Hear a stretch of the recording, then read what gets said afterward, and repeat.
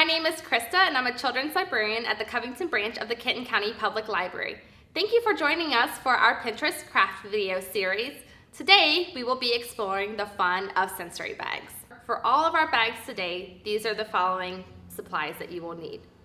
Ziploc brand freezer bags, food dye or liquid watercolor, finger or tempera paint, hair gel, baby oil, water, and any other extra small craft supplies such as fun foam shapes, beads, or your favorite aquarium rocks. Step 1, open up your Ziploc freezer bag. You might want to flip the sides of it down if you don't have a second set of hands to help you hold it. That way it will stand up on its own. Take a measuring cup. You can use anything from 1/4 to 1/2 a cup of paint. We'll take our first color, our green tempera paint here, and I like the very bright green apple color. Put that into the bag. I'm going to add a second color, a bit shinier product. We're going to use a gold tempera paint that will react really well up against the green. This is a great opportunity to teach young children about complementary colors. They will definitely draw much more attention than a single color bag.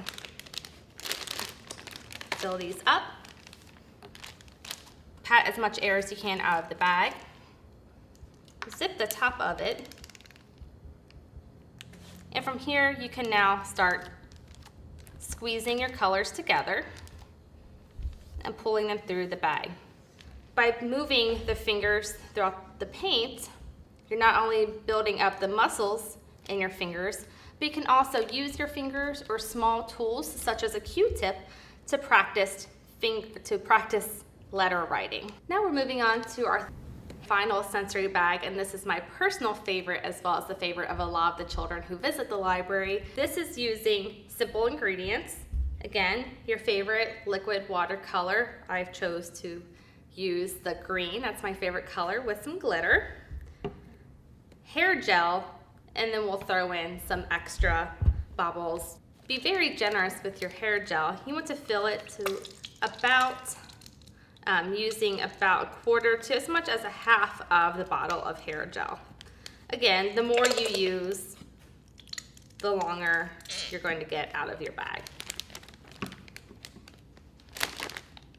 Once you get your hair gel in, the bag will stand up and be a little bit heavier for you. Next, we'll add some drops or squirts of our liquid watercolor. Again, I love the ones with glitter. I just think it looks a lot nicer.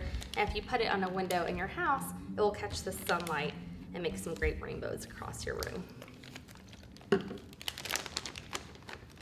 Lastly, I have some gold coins, again, just trinkets found at my local dollar store, as well as some shamrocks.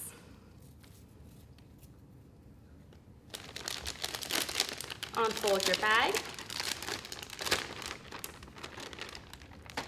lay it down, squeeze out the extra air, and seal the top of your bag.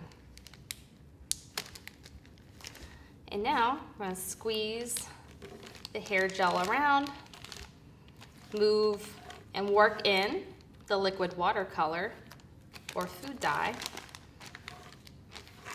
And the more movement that the bag receives, the more the ingredients are going to mix. And again, it's very fun.